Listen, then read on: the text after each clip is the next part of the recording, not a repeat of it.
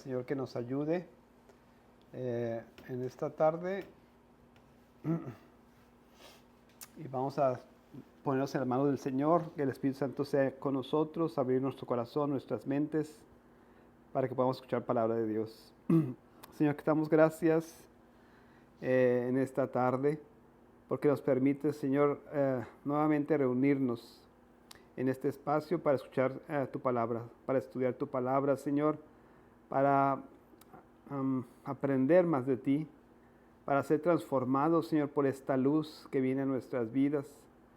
Te pedimos, Señor, que seamos sensibles a lo que tienes preparado para nosotros, que tu palabra penetre en nuestros corazones y renueve nuestras mentes, nuestras vidas, nuestras perspectivas, Señor, de las cosas, para que podamos darle gloria a Dios en todo lo que hacemos. Te doy gracias por mis hermanos y mis hermanas que una vez más se unen, Señor, a nosotros a través de la red, o Señor, aquí presencialmente. Te pido que les bendigas, que les guardes y que puedas obrar en sus vidas siempre, Señor. Te pido todo esto en nombre de Cristo Jesús. Amén. Muy bien. Deja ver quién llegó porque creo que ahí está Mario ya. Bienvenido, Graciela y Alonso. Bienvenidos a todos. Pues vamos a comenzar. La semana pasada pues tuvimos un descanso ahí por un asunto familiar, pero hoy vamos a continuar con el capítulo 3 de Lucas. Vamos avanzando, ya vamos en el capítulo 3, me da mucho gusto. Como hemos dicho, no llevamos prisa, vamos leyendo los textos y vamos tratando de extraer la enseñanza y aplicarla a nuestras vidas, ¿no? Vamos a leer Lucas capítulo 3, leo de la Biblia de las Américas, y vamos a leer creo que los primeros 17 versículos, sí, no, los primeros 10, hasta el 20. Vamos a leer todos estos versículos. Dice, en el año 15 del imperio de Tiberio César, siendo Poncio Pilato gobernador de Judea, y Herodes tetrarca de Galilea, y su hermano Felipe tetrarca de la región de Iturea y Traconite, y Lisanias tetrarca de Abilinia, durante el sumo sacerdocio de Anás y Caifás, vino la palabra de Dios a Juan el Bautista, hijo de Zacarías, en el desierto. Y él fue por toda la región contigua al Jordán, predicando un bautismo de arrepentimiento para el perdón de los pecados. Versículo 4.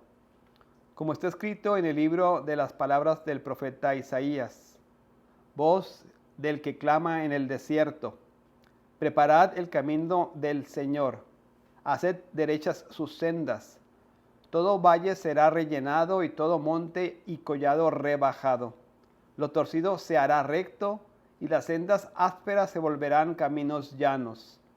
Y toda carne verá la salvación de Dios. Por eso decía a las multitudes que acudían Por eso decía a las multitudes que acudían para que él las bautizara: camada de víboras, ¿quién os enseñó a huir de la ira que vendrá? Por tanto, dad frutos dignos de arrepentimiento, y no comencéis a deciros a vosotros mismos: tenemos a Abraham por padre, porque os digo que Dios puede levantar hijos a Abraham de estas piedras. Y también el hacha ya está puesta a la raíz de los árboles. Por tanto, todo árbol que no da buen fruto es cortado y echado al fuego. Y las multitudes se preguntaban, diciendo: ¿qué pues haremos? Respondiendo él les decía: el que tiene 2 túnicas, comparta con el que no tiene, y el que tiene que comer, haga lo mismo. Vinieron también unos recaudadores de impuestos para ser bautizados, y le dijeron: Maestro, ¿qué haremos? Entonces él les respondió: no exijáis más de lo que os de lo que se os ha ordenado. También algunos soldados le preguntaban, diciendo, ¿y nosotros qué haremos? Y él les dijo, a nadie extorsionéis, ni a nadie acuséis falsamente, y contentaos con vuestro salario. Como el pueblo estaba a la expectativa y todos se preguntaban en sus corazones acerca de Juan, si no sería el Cristo, Juan respondió diciendo a todos, yo os bautizo con agua, pero viene el que es más poderoso que yo, a quien no soy digno de desatar la correa de sus sandalias. Él os bautizará con el Espíritu Santo y fuego. Vamos a dejar hasta ahí. De hecho, no lo vamos a estudiar todo, entonces hasta ahí. Voy a regresar un poquito. Lucas, y como lo hizo ya anteriormente, nos está tirando contexto histórico. Recordemos que Lucas es un historiador y nos está dando el contexto histórico de lo que va a empezar a narrar. Han pasado aproximadamente como unos 30 años, 35 años, bueno, 32, 33 años del capítulo 2 al capítulo 3. O sea, hay un espacio de tiempo. ¿Se acuerdan que dejamos a Jesús cuando era adolescente? 12 años. Aquí va a tomar su ministerio como de 33 se calcula. Entonces hay unos 21, 22 años ahí de tiempo. Entonces otra vez Lucas nos va a ubicar en el contexto histórico, ¿verdad? Para poder narrar su historia. Y dice, en el año 15 del imperio de Tiberio César, no lo voy a narrar, pero podemos traducir eso a nuestro calendario. Y más o menos estamos hablando como en el año del 26 al 30 y tantos que estuvo emperador, o César, gobernando. Lo dice, siendo Poncio Pilato gobernador o prefecto, en algunas otras versiones dicen, de Judea, y Herodes tetrarca de Galilea, y su hermano Felipe tetrarca de la región de Iturea y Traconite. Entonces, básicamente está hablando de los líderes políticos y de los líderes religiosos, porque lo dice abajo en cuanto a los sumos sacerdotes. Estos personajes, nada gratos a lo mejor, porque eran muy crueles, eran gobernantes crueles. El caso de Poncio Pilato, pues es recordado por las generaciones como, ¿saben cómo qué? ¿Quién fue Poncio Pilato? ¿Alguien sabe? El que se lavó las manos. Ajá, al que llevaron ante quien llevaron a Jesucristo, ¿verdad? Para ser enjuiciado. Y luego está también Herodes, que fue otro al que llevaron a Jesucristo para que lo enjuiciara. Estos nombres son líderes políticos de ese momento. Ninguno de ellos es recordado por su bondad o por su benevolencia. No, son recordados por crueles, son recordados por viles. Nos da una panorama de la, vamos a decir así, del contexto político, no puedo decir, ¿cómo puedo decir? Depravado, o el contexto político que estaba en el momento, o sea, con muchos problemas, ¿no? Entonces aquí habla de Herodes y habla de Felipe, son los hijos de Herodes el Grande. ¿Se acuerdan de Herodes el Grande? Lo dijimos alguna vez. Este es Herodes Antipas, que fue el que enjuició a Jesús. Herodes el Grande es el papá de Herodes y de Felipe, que está diciendo ahí que es su hermano. Herodes el Grande fue el que hizo la matazón de los niños cuando llegaron los Reyes Magos y andaban buscando al Mesías que había nacido. Entonces este rey, para que no hubiera un rey diferente a él, mandó matar a todos los niños de 2 años hacia abajo, ¿no? Entonces, para que se den cuenta que no tiene una herencia ahí muy, muy buena. Entonces estamos hablando de Tiberio César, de Poncio Pilato, de Herodes, de Felipe su hermano. Y hay un personaje aquí que no lo conocemos, Lisanias. No hay mucho que hablar de esta persona, no lo conocemos. Y también luego habla de el sumo sacerdote. Estaba Anás y estaba Caifás. También es un poquito, nos deja ver la corrupción que había tanto en lo político como en lo religioso, porque en la ley de los judíos no era un solo sumo sacerdote el que podía reinar o gobernar. Ese era un puesto que se asignaba a una persona y era de por vida hasta que muriera. Pero los romanos que tenían ya pues dominio sobre la región usaban el puesto de sumo sacerdote como algo político y ponían a la persona que ellos querían para tener más control sobre el pueblo. Entonces, más poder, más control. Entonces, por eso había en ese momento dos sumos sacerdotes, ¿no? En ese contexto de corrupción política y de corrupción religiosa, comienza Jesucristo, comienza el plan de Dios, comienza la exposición del Evangelio. Yo puse aquí una reflexión porque creo que es bien importante. El Evangelio irrumpió en tiempos de gran maldad. A veces nosotros nos damos cuenta, pero nosotros observamos los acontecimientos en nuestras vidas, las circunstancias de nuestras vidas, en la ciudad, en el país, en el mundo, y decimos, pues qué mal están las cosas, ¿verdad? Qué problemático, qué corrupción. Pero nunca debemos olvidar que Dios hace cosas en medio de todas las circunstancias, ¿verdad? Aquí estaba esta situación de corrupción en la política, corrupción en la religión, pero Dios ya estaba trabajando en un plan. Iba a comenzar este mensaje de salvación, ¿verdad? Para las personas. Ayúdeme a leer el texto ahí, María, por favor. Alto, muy alto. Dice, el Evangelio irrumpió en tiempos de gran maldad. Los líderes políticos y religiosos del tiempo eran corruptos: Tiberio, Pilato, Herodes, Anás y Caifás. Pero a pesar de la oscuridad, Dios comenzó a edificar su iglesia. Esto nos enseña que Dios puede obrar poderosamente incluso en los tiempos más oscuros. No olvidemos eso. O sea, básicamente la reflexión es esa, ¿no? Aun cuando podemos ver esta corrupción política, esa corrupción en la cuestión religiosa, Dios está orquestando cosas, ¿verdad? Lucas nos deja ver cómo fue la concepción de Juan el Bautista, cómo fue la concepción de Jesús, y ahora va a empezar a narrar el ministerio de Jesucristo, ¿verdad? Todo esto orquestado por Dios, todo esto en las manos y plan de Dios, aún en medio de las circunstancias que pudiéramos nosotros decir que son no aptas, ¿verdad?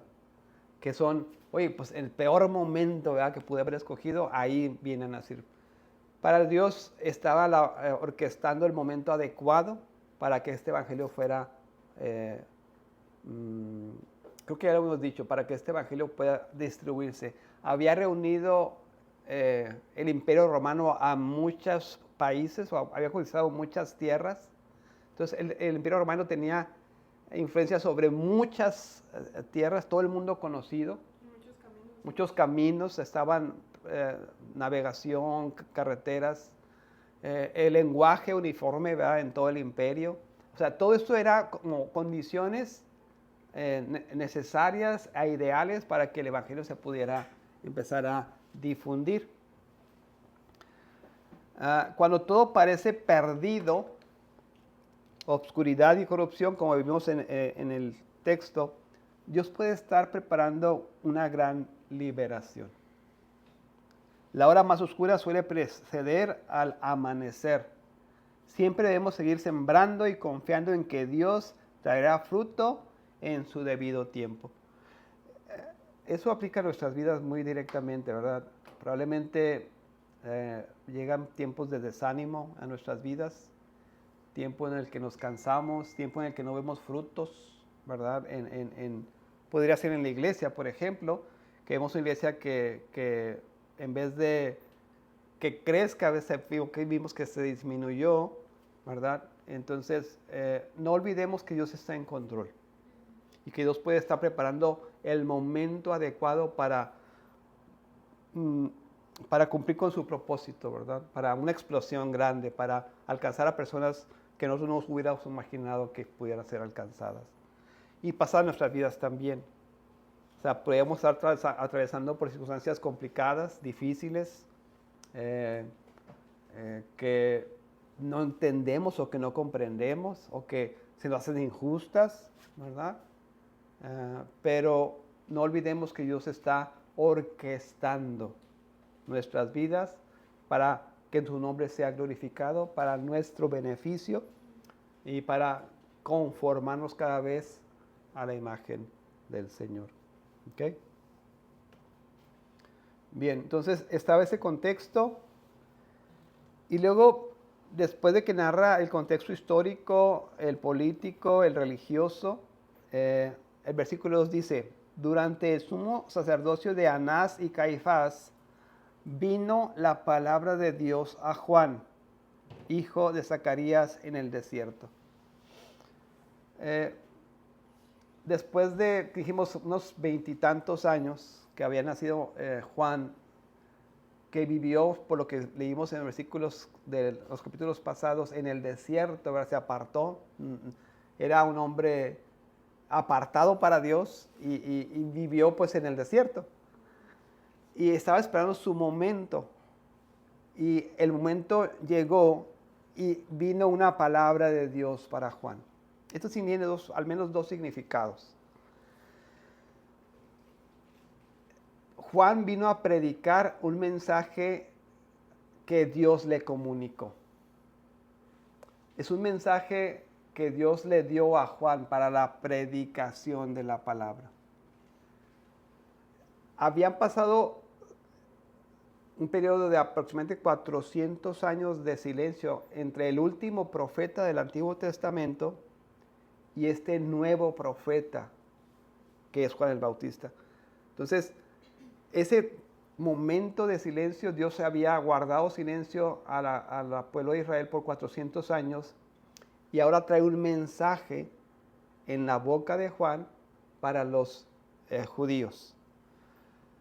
También es importante entender que Juan, aunque sabía su llamado, porque creo que veíamos la última clase que Jesucristo empezaba a comprender, ¿verdad? Que su llamado era un llamado de Dios, un llamado diferente, un llamado divino. Así como el de Juan, ¿verdad? Estos dos hombres tienen un llamado divino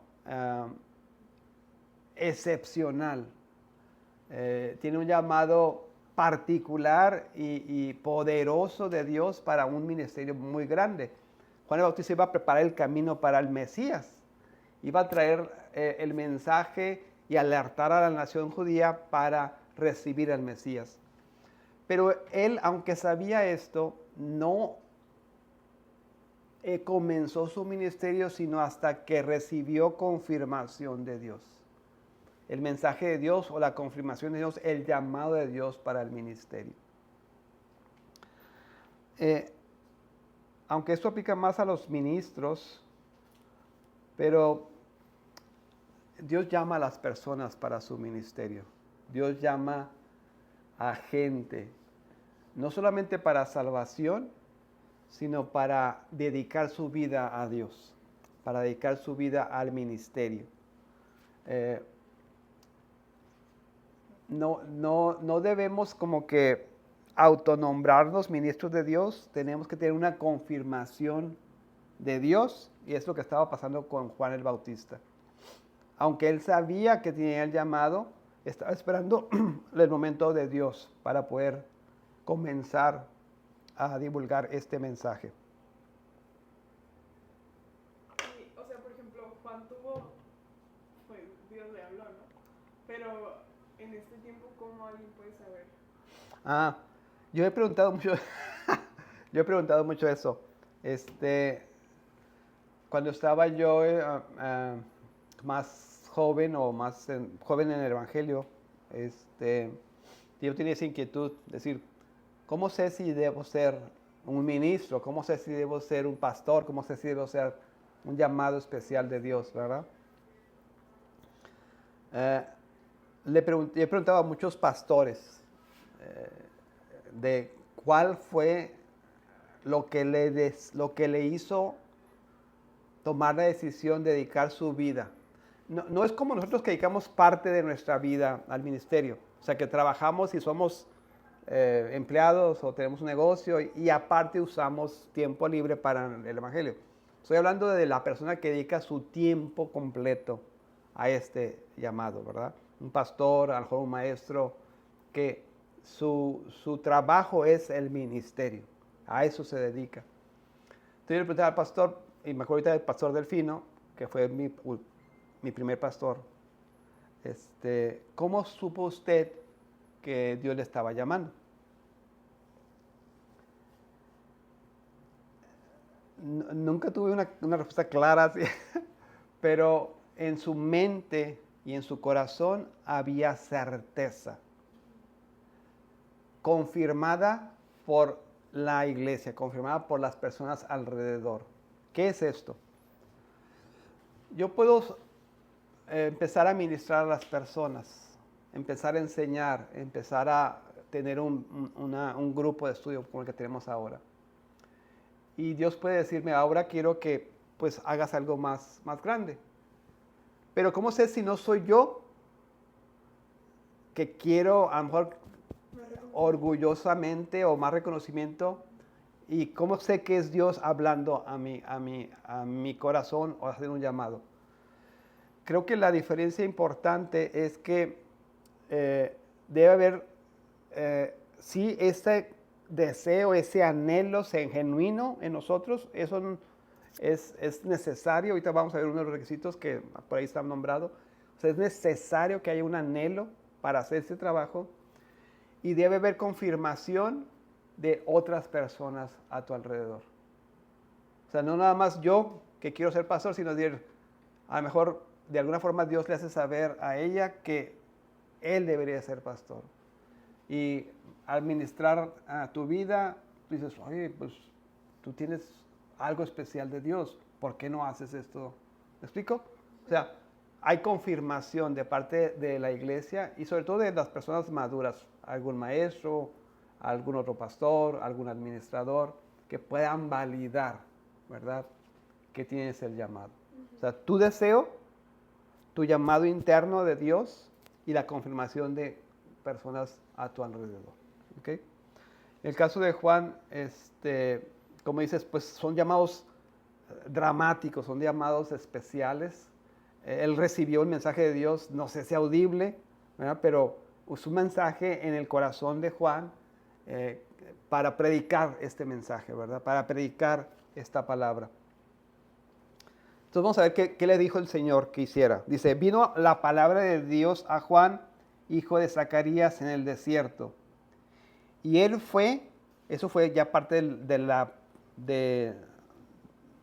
¿cómo se dice?, del mandato de Dios. Y él fue por toda la región contigua al Jordán, predicando un bautismo de arrepentimiento para el perdón de los pecados. Entonces, este es el mensaje que le dio Dios a Juan, que predicara el bautismo de arrepentimiento para el perdón de los pecados.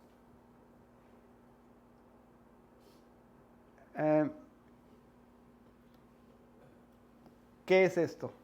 ¿Qué es esto del bautismo de arrepentimiento? Y es lo que vamos a tratar de explicar ahorita. ¿No es de lo del pecado original que se te bautizar? Este bautismo de arrepentimiento es diferente a nuestros bautismos actuales. El bautismo en sí es una confesión de fe, ¿no? O sea, es una confesión tal vez como de manera pública de que ahora creo en esto, ¿no?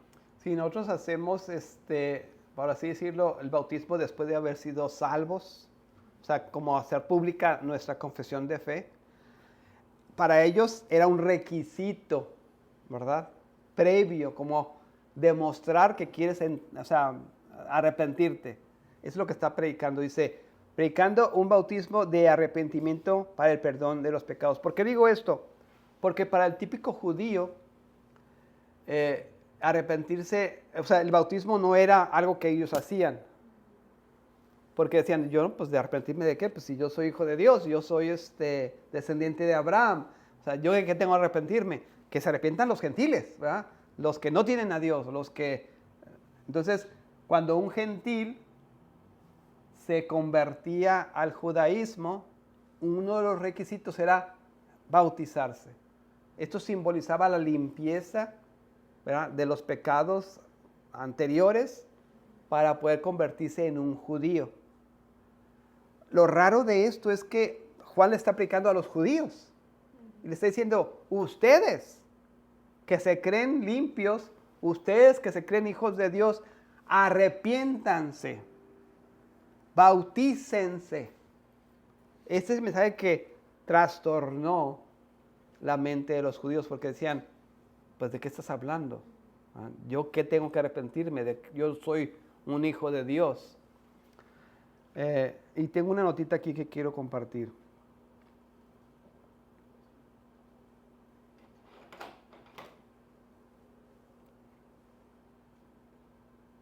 Acá está. Bueno, creo que aquí puse antes algo. Del llamado, miren. Aquí está algo del llamado que había puesto.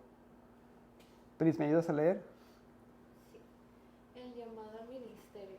El ministerio de Cristo fue predecido por Juan el Bautista, un mensajero poderoso enviado por Dios.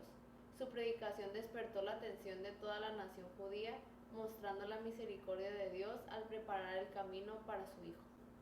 Juan recibió palabra de Dios antes de comenzar su ministerio. Todo ministro debe tener un llamado interior del Espíritu, no solo una designación externa. Un ministro sin llamado o conversión es una carga para la iglesia. Es lo que estaba diciendo. Vamos a ver el texto nada más para que no quede así al aire. Hay un llamado especial de Dios, ¿verdad?, para estos ministros, y debe haber una confirmación de parte de la iglesia. Vamos a ver algunos textos que hablen de eso. Jeremías 1:5 dice, Mario, ¿me ayudas? Antes que yo te formara en el seno materno, te conocí, y antes que nacieras, te consagré, te puse por profeta a las naciones. O sea, está hablando a Jeremías y dice que antes de que fuera formado en el seno de su madre, Dios lo conoció, y antes que naciera, dice, te consagré. O sea, Dios ya lo tenía con un propósito especial, un llamado para su propósito, para ser ministro de Dios, y te puso por profeta a las naciones. Ese es el llamado de Dios, el llamado interno, el llamado del Espíritu. Por aquí creo que hay otro ejemplo.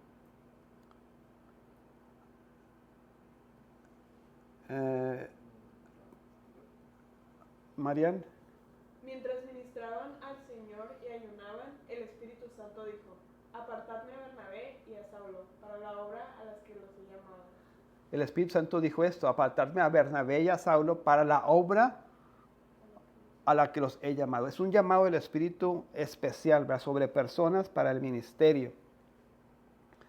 Y también tenemos esta que debe confirmar la iglesia. Mario Castro, ¿estás por ahí? Sí, aquí estoy. ¿Me ayudas a leer? Claro. Dice, palabra fiel, si alguno aspira al cargo de obispo, buena obra desea hacer. Eso es bien importante, nada más para empezar. Si alguno, ¿qué dice ahí? Aspira. Debe haber una intención, debe haber un deseo. No puedo decirle a ti, tú sea pastor, ¿verdad? No puedo hacer eso. Tiene que haber un deseo, o sea, algo que el Señor puso internamente. Perdón, Mario, ¿puedes leer otra vez? Palabra fiel es esta. Si alguno aspira al cargo de obispo, buena obra desea hacer. Un obispo debe ser, pues, irreprochable, marido de una sola mujer, sobrio, prudente, de conducta decorosa, hospitalario, apto para enseñar, no dado a la bebida, no pendenciero, sino amable, no contencioso, no avaricioso, que gobierne bien su casa, teniendo a sus hijos sujetos con toda dignidad, pues si un hombre no sabe cómo gobernar su propia casa, ¿cómo podrá cuidar de la iglesia de Dios? No un recién convertido, no sea que se envanezca y caiga en la condenación en que cayó el diablo. Debe gozar también de una buena reputación entre los de afuera de la iglesia, para que no caiga en descrédito y en el lazo del diablo. Eso es la confirmación de la iglesia, ¿no?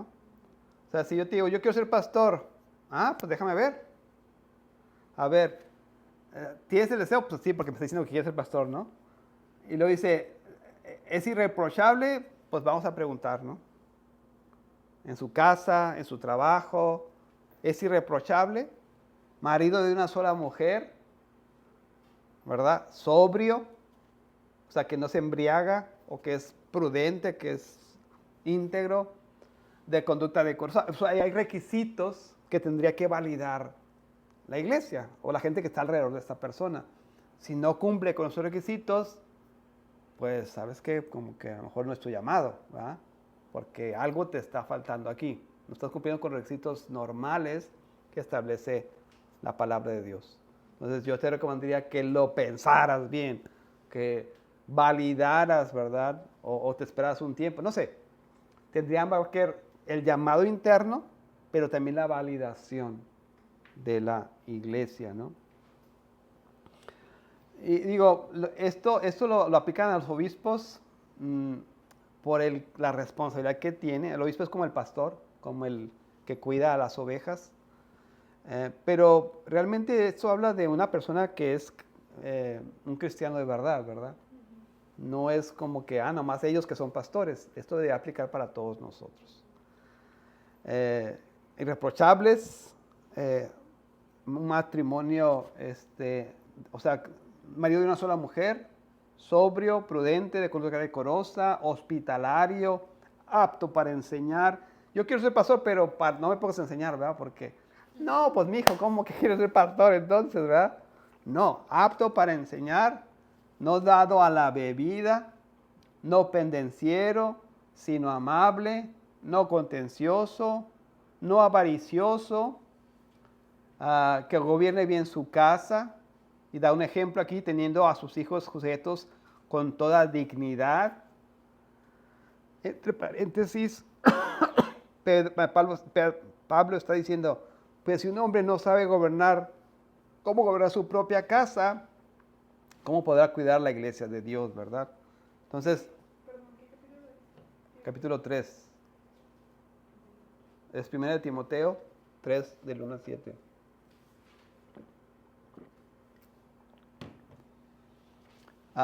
O sea, si le pone ejemplo aquí, que si en tu casa no te hace caso tus hijos, no has podido llevar a tus hijos a Cristo, o sea, entonces como que mide tu llamado, ¿no? No recién convertido, no, tampoco eso sería bueno. No sea que se envanezca y caiga en la condenación en que cayó el diablo, o sea, que se sienta orgulloso, que crea que él es, pues, más que otras personas. Debe gozar también, bien importante el 7, debe gozar también de una buena reputación entre los de afuera de la iglesia, para que no caiga en descrédito y en lazo del diablo. O sea, la iglesia lo valida y pues el vecino debería decir, sí, esta persona, ¿verdad? Por decir un ejemplo, ¿verdad? Su jefe, a la gente con la que interactúa, pues que sea irreprensible, ¿verdad? Que tenga un buen testimonio, buena reputación con las personas de afuera. Entonces, está el llamado interno y está la validación de las personas que tienes alrededor. ¿Ok? Muy bien.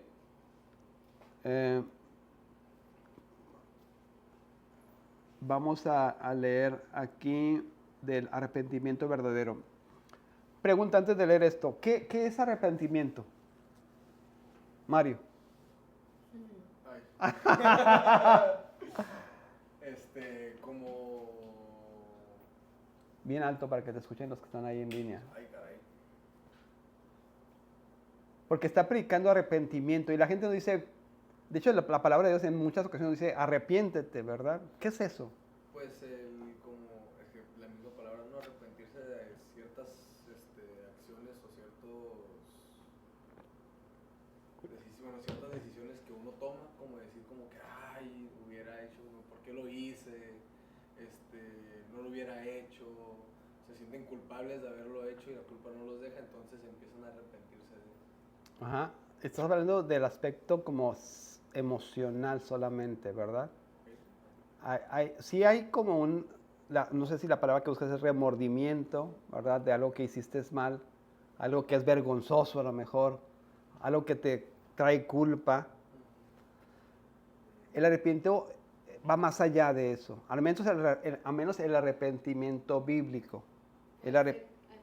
¿Sí? Puede ser que el arrepentimiento es que sabes que estás cometiendo pecado, sabes que está mal y te estás arrepintiendo porque sabes que está mal. Uh-huh. Entonces reconoces que está mal. Eso por lo también tanto, es muy importante. Y pues pides después el perdón, ¿no? Ok, entonces ya tenemos dos cosas. No solamente es la cuestión emocional o culpa o vergüenza o pena, sino ahora estás reconociendo o estás diciendo, en este caso bíblico, Dios, tienes razón, estoy mal. Estoy de acuerdo con que tú que digas que estoy mal. Reconozco mi pecado, pero falta algo. ¿Qué? Volver al camino. Ajá, volver al camino o evitar, ¿verdad? O no hacerlo otra vez. El arrepentimiento se va a validar cuando dejas de hacer lo que está mal hecho. ¿Ah?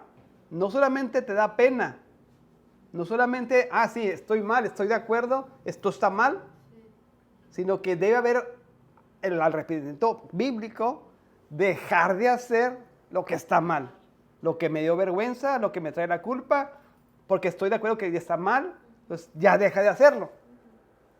Ese es el arrepentimiento del que estamos hablando. El arrepentimiento, según la Biblia, es estar de acuerdo con Dios de que estamos mal y dejar de hacer. Decía Alonso, volver al camino. Si yo estaba en esta dirección, voy al norte, no sé si para allá es el norte, pero voy al norte, el arrepentimiento es darme completamente la vuelta a 180 grados e irme al sur ahora.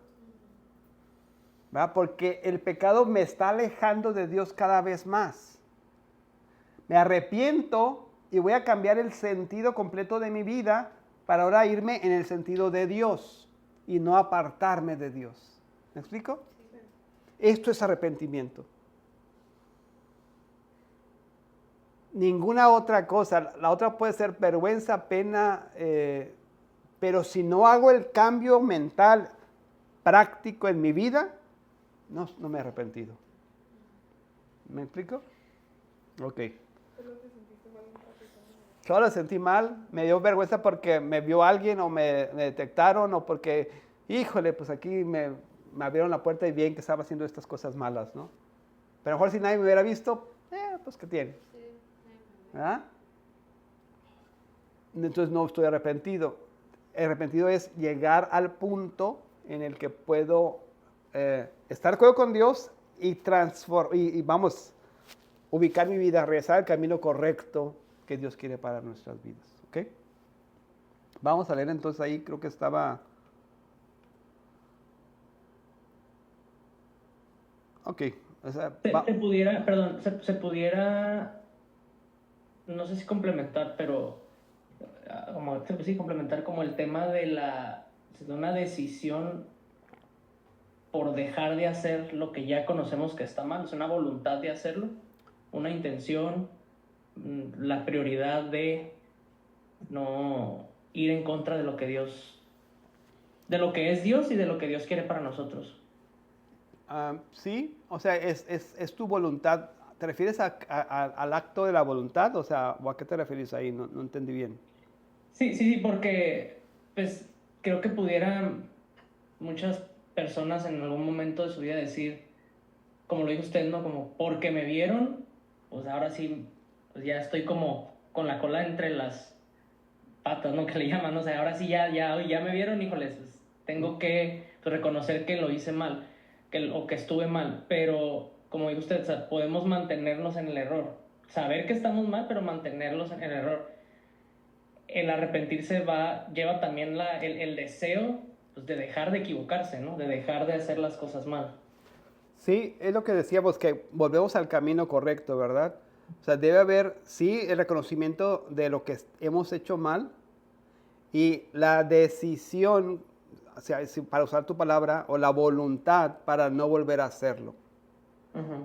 O sea, no es solamente la pena que atravieso porque me descubrieron y eso provoca un sentimiento de culpa y me arrepiento, ¿verdad? El arrepentimiento tiene que forzosamente concluir en dejar de hacer lo que está mal Ujú. y no volver a hacerlo, ¿no? Em, Porque de nada sirve arrepentirse si vas a volver a es que si hacemos una cosa que no es cambiar, no estamos arrepintiendo. Eso no es arrepentimiento. nada más es simplemente como que en el momento Me dio culpa, me dio vergüenza, me dio algo. Eso no es arrepentimiento, ¿verdad? Porque lo estoy volviendo a hacer. Entonces, no es cambiar de parecer, no es cambiar mi mente, no es cambiar mi vida. Cuando hablamos de arrepentimiento bíblico es eso, que cambiamos nuestras vidas, ¿verdad? Ujú. Ok, sí, gracias. Ok. Dice el texto aquí que vamos a leer, dice, Juan predicó el bautismo de arrepentimiento, que significa reconocer la necesidad de ser limpiado de tus pecados. Este era un ritual común para los gentiles que querían convertirse en judíos. Pero para un judío, someterse al bautismo era como decir, soy tan pecador como un gentil pagano. O sea, esto era un reconocimiento real. Estar de acuerdo con Dios de que eran pecadores, ¿verdad? Es lo que estaba haciendo el llamado Juan el Bautista. Que ellos pudieran llegar a la comprensión y a la interiorización de que eran pecadores y que necesitaban arrepentirse. Así como le ponían un requisito a los paganos para que pudieran ser judíos, ellos tenían que interiorizar su necesidad de que necesitaban arrepentimiento para estar con Dios, ¿verdad? que decían simplemente por el hecho de ser judío yo ya soy. Es lo que decían ellos, por el hecho de ser judío yo ya estoy garantizada mi comunión con Dios, garantizado mi camino y entrada a la gloria. Y habían abandonado el camino de Dios. Entonces el llamado de Juan el Bautista es que se arrepientan, o sea, que cambien su vida y que ahora se orienten hacia Dios, porque se habían alejado de Dios. Ese es el bautismo que les estaba pidiendo que hicieran. Y el bautismo como un símbolo externo, pero en realidad intentaba el mensaje llegar al corazón de las personas, para que comprendieran la magnitud de la situación en la que estaban viviendo. Porque, y eso pasa todavía con nosotros, o sea, Juan el Bautista sabía que en poco tiempo Jesús estaba a la puerta, ¿verdad? Él sabía, él conocía a Jesucristo, sabía que tenía un ministerio, sabía que tenía un llamado. Le está diciendo con toda su pasión, arrepiéntete, ya viene Jesucristo. El reino de Dios se ha acercado, arrepiéntete. O sea, no tenía ninguna consideración, no tenía ningún tipo de raza de víboras, les dice, lo vimos hace ratito, ¿verdad? O sea, su pasión era tan grande porque entendía que Jesucristo estaba ya a la puerta y les estaba gritando, arrepiéntete de tus pecados. Nosotros deberíamos tener esa pasión también para con las personas que tenemos a nuestro alrededor. Porque sabemos que pues la venida de Cristo es eminente, ¿verdad? La venida de Cristo está a la puerta.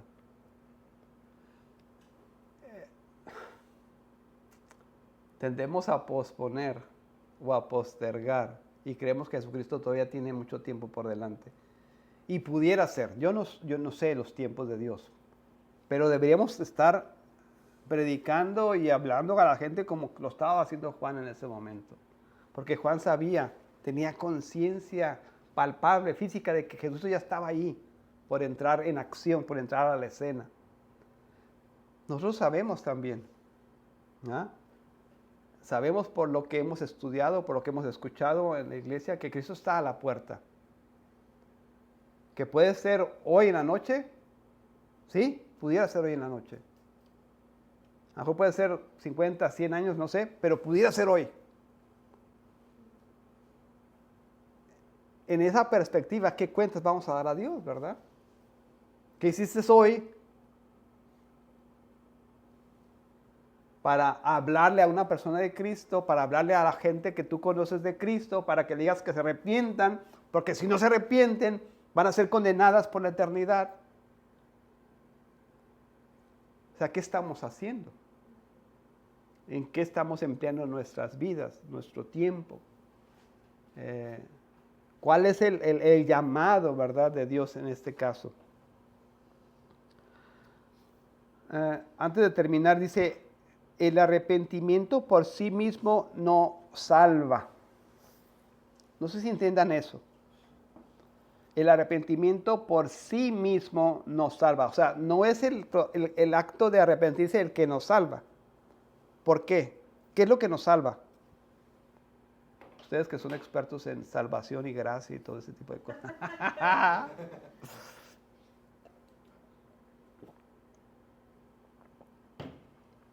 Alguien ahí en el público, ¿qué es lo que nos salva en realidad? Que Cristo dio la vida por nosotros. La fe. Pero sí, explícame eso. Más. No puedo, estoy comiendo el mío. Más, o sea, lo que nos salva. La fe en que no somos nosotros, ni nuestros méritos, ni nuestras acciones, lo que nos garantiza la salvación, sino la fe en que Jesús es quien hizo el trabajo por nosotros, y reconocer que hizo ese trabajo por nosotros y rendirnos a Él es lo que... ¿Y qué papel juega el arrepentimiento ahí? Pues reconocer que nosotros somos todo lo malo y que somos todo lo incapaz de ganarnos, pues, de ganarnos no el favor de Dios, sino la vida con Dios. Sino son los méritos de Cristo los que nos hacen, pues, nos dan, nos regalan, pues, esa vida con Dios. El arrepentimiento bíblico del que estamos hablando no puede darse como una obra nuestra. Es una obra que viene después de que somos regenerados, ¿verdad? La salvación es porque Dios nos ha regenerado. Nos ha dado un nuevo corazón, nos ha dado una nueva naturaleza. Y porque Dios hizo esa obra, podemos arrepentirnos, bíblicamente hablando, ¿verdad? Entonces, la fe es esto que estaban hablando Mario y Alonso, es creer que Dios hizo esta transformación en nosotros y por eso tenemos la capacidad de arrepentirnos, ¿verdad? No podemos separar el arrepentimiento porque el arrepentimiento es necesario en el sentido que demuestra que hemos sido convertidos. Si no me arrepiento, cariño, pues entonces es raro, porque entonces no eres hijo de Dios, porque un hijo de Dios está de acuerdo con Dios que es pecador, está de acuerdo con Dios que está mal y busca no hacerlo otra vez. Si tú no estás en ese proceso, algo está mal. Es lo que mencionaba como el ejemplo que daba hace ratito, ¿no? O sea, no es nada más arrepentirnos, entre comillas, porque alguien nos vio, porque alguien se dio cuenta de nuestro mal proceder, de nuestra mala acción, nuestro mal pensamiento. Pero pudiera decirse que, pues, ese arrepentimiento genuino sí es porque alguien prendió la luz, que es un regalo de Dios, sí, y nos hace ver, pues, todo lo mal que somos, ¿no? O sea, y es donde genera, en un inicio, yo lo puedo decir como testimonio, como algo que me pasó a mí, ¿no? Como un testimonio, ¿no? O sea, en un inicio, pues, cuando era un newborn, ¿no? Ahorita soy un bebé, ¿no? En la fe, ahorita de un recién nacido, pues le comentaba a usted, ¿no? Pues es que me doy cuenta de esto que estoy cometiendo y me genera pena, vergüenza, pues como repugnación, ¿no? El cometer estos actos, pero usted me explica, ¿no? O sea, el hecho de que estés reconociendo que estás mal es porque Jesús prendió la luz y te hace ver, pues, de lo que estás mal. Pero nuestra actitud no tiene que ser únicamente de esa vergüenza y mantenernos en esa vergüenza, en ese miedo, en esa como alejarnos de Dios, sino que a pesar de lo que somos y de lo que hacemos, Dios, por pura misericordia, nos regala, primero, el abrirnos los ojos y reconocer nuestro pecado. Y segundo, el sentir que estamos mal, el saber que estamos mal nos genera un pesar. Y tercero, el querer dejar de cometer esos actos, ¿no? O sea, ese pecado, esos problemas. Entonces, sí prende a alguien la luz, es un regalo de Dios, pero ya Dios nos permite y nos ayuda a en ese caminar, en ese proceso, pues reconocer cada vez que pues, estamos mal y mantenernos en ese camino es lo que nos debería traer a nosotros esa tranquilidad y esa confianza de que estamos en el camino del Señor, porque existe esa sensación de pues, reconocer que sigo haciendo las cosas mal, reconocer que el Señor me regala es un regalo, es ese amor y mantenerme en su camino, pero yo me tengo que esforzar en seguir ese camino, no. Sí, yo lo veo, Resuelven Dios por mí. yo lo veo, creo que lo comenté también el domingo pasado, de una forma en la que podemos validar nuestra fe. Podemos validar que nuestra fe es genuina si mi vida ha sido transformada, si busco cada vez más de Dios y apartarme de mis caminos erróneos o pecaminosos.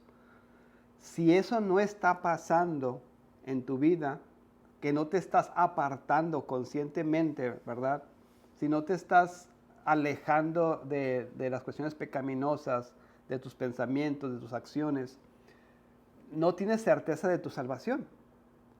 La certeza viene cuando tu vida demuestra, ¿verdad?, que eres cristiano, que eres hijo de Dios, por tu forma de pensar, por tu forma de actuar, por tu forma de hablar, no como algo actuado, sino algo que viene por la transformación que has recibido de parte de Dios. O sea, esto valida, certifica, es una evidencia de que ha sido transformada tu vida. ¿Me explico? Mario. Sí, no había visto que había apagado el micrófono. Sí. Ok. Bien. Roguemos a Dios por eso entonces en nuestras vidas. Traía aquí Ezequiel 18, vale la pena que lo lean. Déjenme ver si le damos una leidita rápida. Ezequiel 18. Es todo el capítulo, voy a leer del 21 en adelante, pero lean todo.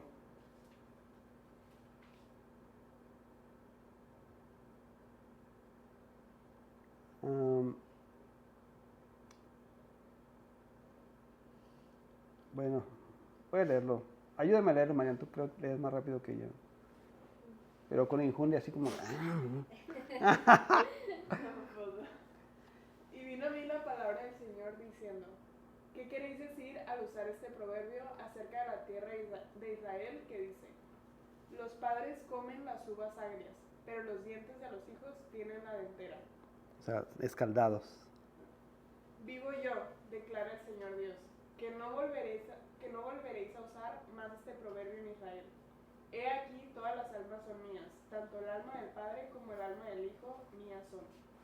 El alma que peque, esa morirá, pero el hombre que es justo y practica el derecho y la justicia, y no come en los santuarios de los montes, ni levanta sus ojos a los ídolos de la casa de Israel, ni amancilla a la mujer de su prójimo, ni se acerca a una mujer durante su menstruación, el hombre que no oprime a nadie, sino que devuelve al deudor su prenda, que no comete robo, sino que da su pan al hambriento y cubre al desnudo con ropa, que no presta dinero a interés, ni exige con usura, que retrae su mano de la maldad y hace juicio verdadero entre hombre y hombre, que anda en mis estatutos y mis ordenanzas, obrando fielmente, ese es justo, ciertamente vivirá, declara el Señor Dios.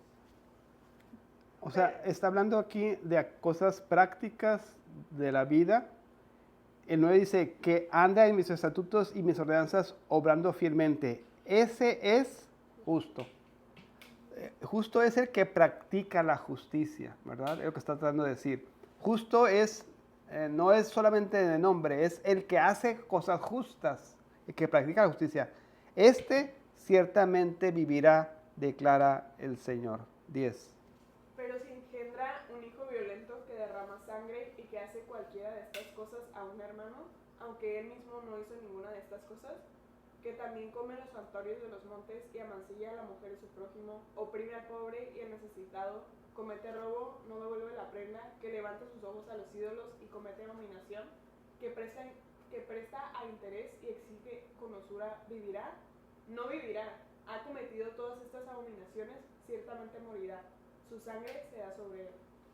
O sea, cuando estamos en contra de Dios, la consecuencia de nuestras acciones es muerte, ¿verdad? 14. Mas he aquí, si engendra un hijo que observa todos los pecados que su padre ha cometido, y viéndolo no hace lo mismo, no come en los santuarios de los montes, ni levanta sus ojos a los cielos de la casa de Israel, ni amancilla a la mujer de su prójimo, que no oprime a nadie, ni retiene la prenda, ni comete robo, sino que da su pan al hambriento y cubre al desnudo con ropa, que retrae su mano del pobre, no cobra interés ni usura, cumple mis ordenanzas y anda en mis estatutos, ese no morirá por la iniquidad de su padre, ciertamente vivirá. Su padre, que practicó la extorsión, robó a su hermano e hizo lo que no era bueno en medio de su pueblo, he aquí morirá por su iniquidad. Aquí la enseñanza es que el pecado del padre no se traspasa al hijo. El alma que pecare, esa alma morirá. ¿Verdad? 19. Y vosotros decís, ¿por qué no carga el hijo con la iniquidad de su padre? Cuando el hijo ha practicado el derecho y la justicia, ha observado todos mis estatutos y los ha cumplido, ciertamente vivirá. El alma que peque, esa morirá. El hijo no cargará con la iniquidad del padre, ni el padre cargará con la iniquidad del hijo. La justicia del justo será sobre él, y la maldad del impío será sobre él. Uh-huh. Pero si el impío se aparta de todos los pecados que ha cometido, guarda todos mis estatutos y practica el derecho y la justicia, ciertamente vivirá, no morirá. Vean, esto es arrepentimiento. Pero si el impío se aparta de todos los pecados que ha cometido, se aparta. El que es impío es el que no es justo, el que es pío es como de piadoso. Este es no piadoso, ¿verdad? Pero si el impío se aparta de todos los pecados que ha cometido, guarda todos mis estatutos y practica el derecho y la justicia, ¿qué dice? Ciertamente vivirá, no morirá. 22. Ninguna de las transgresiones que ha cometido le serán recordadas, por la justicia que ha practicado, vivirá. ¿Acaso me complazco yo en la muerte del impío? Declara el Señor Dios. Y no en que se aparte de sus caminos y viva. Pero si el justo se aparta de su justicia y comete iniquidad, actuando conforme a todas las abominaciones que comete el impío, vivirá. Ninguna de las obras justas que ha hecho le serán recordadas. Por la infidelidad que ha cometido y el pecado que ha cometido, por ellos morirá. Eso también es importante, ¿verdad? Pero si el justo se aparta de su justicia y comete iniquidad, morirá. Y vosotros decís, ¿no es recto el camino del Señor? Oíd ahora, casa de Israel. ¿No es recto mi camino? ¿No son vuestros caminos los que no son rectos? Cuando el justo se aparta de su justicia, comete iniquidad y muere a causa de ello. Por la iniquidad que ha cometido, morirá. Y cuando el impío se aparta de la maldad que ha cometido y practica el derecho y la justicia, salvará su vida. Porque consideró y se apartó de todas las transgresiones que había cometido. Ciertamente vivirá, no morirá. Pero la casa de Israel dice, el camino del Señor no es recto. ¿No son rectos mis caminos, oh casa de Israel? ¿No son vuestros caminos los que no son rectos? Por tanto, os juzgaré, a cada uno conforme a su conducta, oh casa de Israel, declara el Señor Dios. Arrepentíos y apartaos de todas vuestras transgresiones, para que la iniquidad no sea piedra de tropiezo. Arrojad de vosotros todas las transgresiones que habéis cometido, y haceos un corazón nuevo y un espíritu nuevo. ¿Por qué habéis de morir, casa de Israel? Pues yo no me complazco en la muerte de nadie, declara el Señor Dios. Arrepentíos y vivid. Este es el concepto de arrepentimiento, ¿verdad? Por tanto, os juzgaré a cada uno conforme a su conducta, oh casa de Israel, declara el Señor. arrepentíos y apartaos de todas vuestras transgresiones, para que la iniquidad no os sea piedra de tropiezo. Arrojad de vosotros todas las transgresiones que habéis cometido, y haceos un corazón nuevo, es la regeneración, y un espíritu nuevo, es lo que hace el Señor con nosotros. ¿Por qué habéis de morir, casa de Israel? Pues yo no me complazco en la muerte de nadie, declara el Señor. Arrepentíos y vivid. Ese arrepentimiento es el que debemos experimentar, debemos vivir, debemos buscar para que podamos vivir. Vamos a orar. Vamos a pedir al Señor que sea con nosotros, que podamos ser transformados por su obra redentora, que podamos ver la iniquidad de nuestros pasos, pensamiento, corazón, y que podamos apartarnos en su gracia, en su poder, en su espíritu, para seguir en los caminos correctos. Señor, te doy gracias por tu palabra. Te doy gracias, Señor, porque nos has cada vez más abierto los ojos, Señor, a nuestro estado pecaminoso y a nuestra necesidad de un Salvador, de un Redentor, de alguien que transforme y regenere nuestras vidas. ¿A quién iremos, Señor? Solamente tú tienes palabras de vida eterna. Permite, Señor, que nuestras vidas sean transformadas radicalmente, que podamos abrazar el camino de Dios y rechazar todo camino impío, Señor, todo camino pecaminoso. Sea tu Espíritu renovando nuestras mentes, nuestros corazones, para tu gloria, Señor, para tu alabanza. Aparta, Señor, nuestra mirada, nuestro corazón, nuestros pensamientos de la iniquidad. Queremos agradarte, queremos tener comunión contigo, Señor. Queremos apartarnos de lo que es abominación a Dios. Te ruego esto, Señor, y oro a favor de mis hermanos y hermanas que escuchan en esta noche, Señor. Sé con ellos, en sus vidas, en sus mentes. Transforma, Señor, quebranta, limpia, santifica. Te pido todo esto, Señor, en nombre de Cristo Jesús. Amén. Muy bien, vamos a ver quién está acá. Porque acá está Mario.